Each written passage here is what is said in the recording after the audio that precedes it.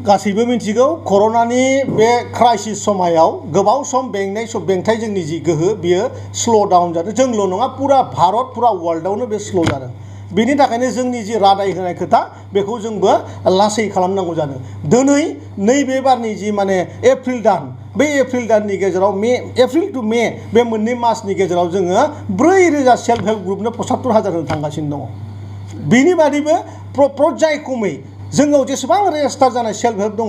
जोंनि सरकार थाजासिमाव जों गासैनोबो 75,000 थाखाखौ होनो थांगासिनो दङ बे खोथाया पाक्का बेवहाय हाग्रामाया खर' गरम जानांगौ खोथा गैया आं हाग्रामाखौ मोनसे साजेसनसो खालामो माने बाराद्राय दै लोंनायखौ गार देहाया जोबोद गाज्रि जाबाय भुगब बुला जाजोबथारबाय मोजाङै था आरो सुस्थ' मस्थ' राजनिति खालाम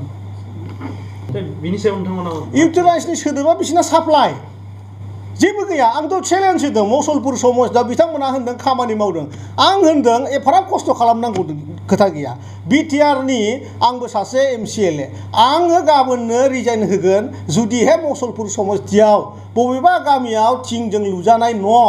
पाक्काजों लुजानाय न' फ्ल'र लुनाय न' जुदि बेबायदि न' लुनानै देखायनो होयोबा एथ'राब मेल मिटिं खालामनानै एथ'राब माने आथिं हमै खुलुम मानसि लिंबाबो नोंसोर दिनै मानसि लाबोनो हाया बेबायदि परिबेस जानायानो नङा न' गंसे मोजां देखाय अखानायैनो राकेशआ रिजाइन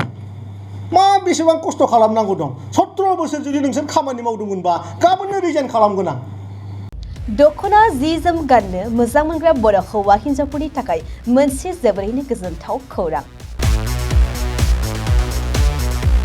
F&F क्लथिं गलाया फैगौ बैसागु फोरबोनि थाखाय समायना रमायना दखना जोमग्रा सादोर ब्लाउज आरो हौवाफोरनि थाखाय आर'नाइ गामसा शार्ट बायदि रोखोमनि गानग्रा जि जोमखौ नोंथांमोननि थाखाय लानानै फैदों बेजों लोगोसेनो बर'नि जुलियाव नांगौ जानाय हौवा हिन्जाव गोदाननि गासै गानग्रा जोमग्राफोरखौबो बे गलायाव मोनगोन गसाइगाव टाउनजों नांजाबनाय राजापारानि गार्लस स्कुलनि अपोजिटआव थानाय F&F क्लथिं गलायाव बर'नि गाब गोनां समायना रमायना ड्रेसफोरखौ गोसोनि लुबैनाय बायदि मोननो हागोन लोगोसेयैनो गोसो गुदुं सुबुंफ्रा गावनि मोजां मोननाय ड्रेसफोरखौ F&F क्लथिं गलायाव जायखिजाया सानावनो लांफैनो हागोन नोंथांमोना F&F क्लथिं गलायाव जि जोम आर'नाइ आरो गानग्रा ड्रेसफोरखौ लांफैनोब्ला नैबे मबाइल नम्बर 8472858324 आव थोंजों खौरां लाहरनो हागोन